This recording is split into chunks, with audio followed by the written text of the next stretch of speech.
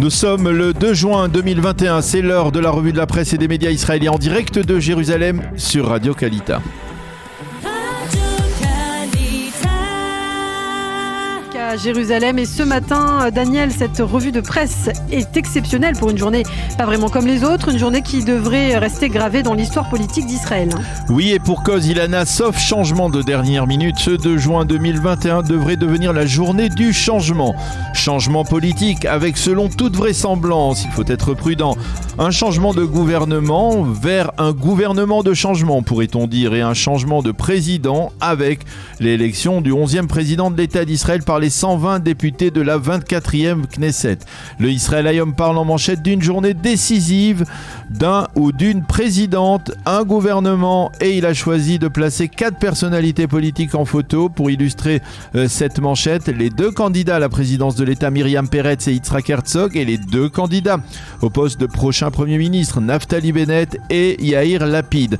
L'instant décisif, titre pour sa part le Yediot Aharonot, avec sur la moitié supérieure de sa première page Yitzhak Herzog hier devant le Kotel et Myriam Peretz hier devant la Ménorah en or pur posée au cœur de la vieille ville de Jérusalem, une Ménorah symbole d'unité. Et puis dans la seconde partie du Yediot Aharonot, Bennett et Lapid, c'est le nouveau tandem politique majeur. Et oui, le quotidien nous indique que les chefs des formations qui doivent composer la future coalition gouvernementale ont négocié toute la nuit pour conclure des accords de coalition et que la principale pierre d'achoppement reste Ayelet Shaked et son exigence de devenir membre de la commission de nomination des juges. Une question de principe pour Ayelet Shaked. Quant au Ma'ariv, il rajoute à ces nouveaux défis politiques l'entrée en fonction hier du nouveau patron du Mossad, David Barnea, qui a déclaré que l'Iran œuvrait à la réalisation de son aspiration nucléaire sous un parapluie de protection. Quant au Haaretz, il titre ce matin, moins d'une journée de la fin du mandat, on estime dans le camp du changement que l'on parviendra envers et contre tout à former une coalition. Alors bien évidemment, ce matin, les éditorialistes se focalisent aussi sur ces 2 échéances, le gouvernement et la présidence de l'État. Et à tout seigneur, tout honneur, nous commencerons ce matin, Daniel, par la course à la présidence de l'État. Oui, dans le Yediot Aharonot, Nahum Barnea se penche sur les défis de celui ou celle qui deviendra aujourd'hui le 11e président ou la 11e présidente de l'État d'Israël. Entre Yitzhak Herzog et Myriam Peretz, Barnea ne cache pas sa préférence pour Herzog. Et même ce matin, l'obsession anti-Netanyahou de Barnea ressurgit puisqu'il estime que l'un des défis du nouveau président ou de la nouvelle présidente sera d'accorder ou non l'amnistie au Premier ministre sortant dans son procès. Le Israël Hayom nous offre les biographies des 2 candidats. Il rappelle qu'Herzog est le fils du 5e président Chaim Herzog, le petit-fils du premier grand rabbin ashkénaze d'Israël, le rabbin Yitzhak Halevi Herzog, et qu'il a été ministre et président du Parti travailliste. Quant à Myriam Peretz, c'est la petite fille d'origine marocaine, arrivée dans un camp de toile en Israël, qui a su surmonter l'épreuve terrible de la perte de 2 enfants au combat pour devenir un symbole d'espoir et d'unité dans la nation israélienne et pour obtenir pour son action le prix d'Israël. Dans son éditorial central, le Haaretz affirme qu'aucun des 2 candidats n'est particulièrement séduisant, mais il préfère assez nettement Herzog à Myriam Peretz. Et les commentateurs s'expriment plus massivement autour du poste de Premier ministre. Oui, Nadav Eyal dans le Yediot Aharonot admet que Naftali Bennett est en passe de réussir le plus impressionnant retournement de situation de l'histoire politique d'Israël.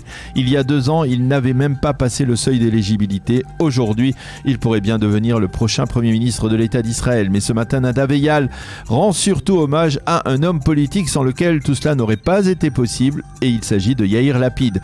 C'est lui qui a initié cette démarche. C'est lui qui l'a planifié et qui a fait montre de prudence et a contourné les erreurs. C'est lui qui est devenu ces derniers jours un politicien aussi habile que Binyamin Netanyahou.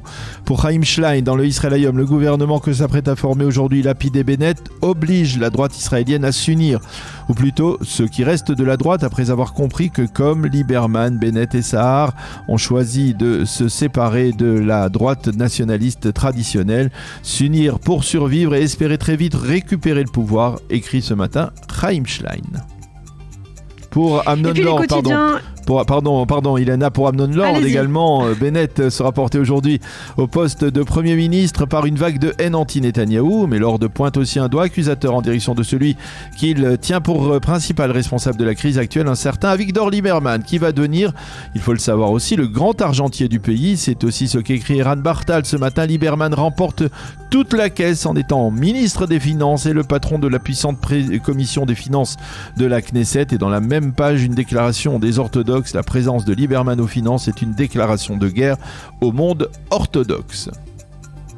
Et puis les quotidiens et les JT d'information, Daniel, reviennent sur l'entrée en fonction du nouveau patron du Mossad. Oui, le Israël Hayom cite David Barnea qui hier, lors de la cérémonie de passation de pouvoir à la tête des services secrets israéliens, a insisté sur les menaces iraniennes. L'Iran ment et poursuit sa route vers une puissance nucléaire, a-t-il déclaré. Il est évident que Barnea a très vite assimilé le message clair lancé lors de cette même cérémonie par Binyamin Netanyahou. Vous devez tout faire, mais tout, pour empêcher que l'Iran ne se dote de l'arme nucléaire.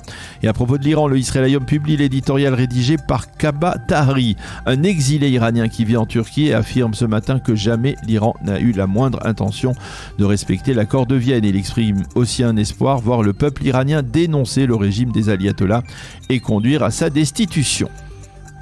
Et puis dans le reste de l'actualité, le Maariv mentionne en évidence ce matin une affaire sécuritaire qui pour l'instant est placée sous censure. Oui, Ilana, une affaire qui paraît être une affaire d'espionnage. En septembre dernier, la police militaire israélienne a arrêté un officier des services de renseignement militaire pour apparemment activité subversive. L'enquête a été placée sous censure totale, ce qui signifie que l'on ne connaît pas les chefs d'accusation contre cet officier. Mais dans la nuit du 16 au 17 mai dernier, l'officier a été retrouvé dans sa cellule dans un état critique. On suppose qu'il s'est suicidé, mais cela n'est pas certain. Il a été hospitalisé et a succombé peu après à ses blessures. Les poursuites à son égard ont été arrêtées, mais l'enquête sur ses activités se poursuit. Et puis nous terminons cette revue avec le Yediot Aharonot qui consacre un article intéressant sur un projet de renouveau urbain dans le quartier très controversé de Sheikh Jarrah à Jérusalem. Oui, Lana, Sheikh Jarrah, ou de son nom en hébreu, le quartier de Shimon HaTzadik, s'est retrouvé, vous le savez, ces dernières semaines au cœur d'une polémique qui a embrasé Jérusalem et qui a provoqué de vives tensions entre juifs et arabes dans la capitale. Ce matin, le Yediot nous révèle que la mairie de Jérusalem a l'intention de faire de ce quartier un site de détente, de loisirs et de commerce pour juifs et arabes. L'idée est de dégager cette zone et de la transformer en un espace urbain large et agréable. Le coût de ce projet, 70 millions de shekels. Le maire Moshe Leon a déclaré que ce projet était destiné à renforcer les liens avec les habitants arabes de Jérusalem-Est. C'est la fin de cette revue de la presse.